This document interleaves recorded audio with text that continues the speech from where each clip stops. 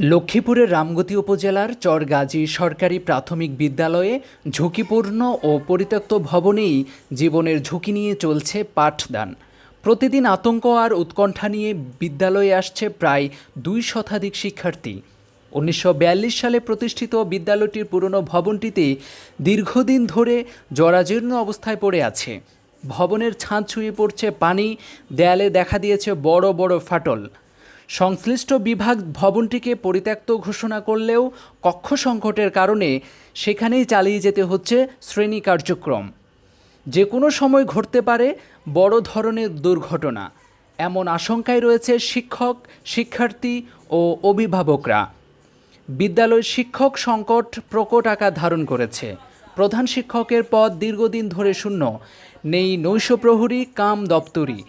নানা সংকটের মধ্য দিয়েই চলছে শিক্ষা কার্যক্রম। এই বিষয়ে বিদ্যালয়ের ভারপ্রাপ্ত প্রধান শিক্ষক জেসমিন আক্তার বলেন, আমি জেসমিন আক্তার, চরগাজী সরকারি প্রাথমিক বিদ্যালয়ের ভারপ্রাপ্ত প্রধান শিক্ষক। আমি বর্তমানে একটি বিদ্যালয়ে পরিত্যক্ত ভবন ছিল এবং কিছুদিন যাবত বিদ্যালয়ের শিক্ষার্থী নিয়ে অনেক কষ্টতে আছি। যদি আমার ডিপার্টমেন্টকে জানানোর পর ওনারা আমাদেরকে একটা চিঠি দিয়েছে এবং ভবনটা পুরানো জরাজীর্ণ ছিল, এটা মানে পরিত্যক্ত ঘোষণা দিয়েছে যেন ভবনটাতে আর ক্লাস না নেই। কিছুদিন যাবত আমার যদি সামনে বহুমুখী দুর্যোগ একটা আশ্রয় কেন্দ্র আছে, 80% কাজ শেষ পর্যায়ে, যদি আরো বাকি 20% কাজ করে দেয় আমার শিক্ষার্থীদের জন্য ভালো হবে। এবং আমরা বর্তমানে যে ভবনটা আছি এটা পরিত্যক্ত, যে কোনো মুহূর্তে দুর্ঘটনা ঘটতে পারে। যদি আমার প্রশাসন একটু সুদৃষ্টি সুদৃষ্টি দেখে তাহলে আমার যে বিদ্যালয়ের জন্য, শিক্ষার্থীর জন্য, শিক্ষকের জন্য ভালো হতো। আর আমার বিদ্যালয়ের পদ হচ্ছে 6টি।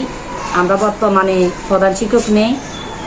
যদি আমার একজন প্রধান শিক্ষক বা এখন শূন্যপদ আছে একটি, যদি ওই শূন্যপদটা ফিল আপ করে দেয়, অতএব যদি আমার একজন দত্তী কাম প্রহরী বা নস্য যদি দিত ডিপার্টমেন্টে, তাহলে আমার জন্য, বিদ্যালয়ের জন্য, সবার জন্য ভালো হতো। ধন্যবাদ। আপনার স্কুলের শিক্ষার্থীর সংখ্যা কত? বর্তমানে আমার শিক্ষার্থীর সংখ্যা 170 জন। ঊর্ধ্বতন কর্মকর্তাকে আমরা বিষয়টি অবহিত করেছি। বিদ্যালয়ের একমাত্র ভবনটি সংশ্লিষ্ট বিভাগ পরিত্যক্ত ঘোষণা করেছে বহুদিন আগেই।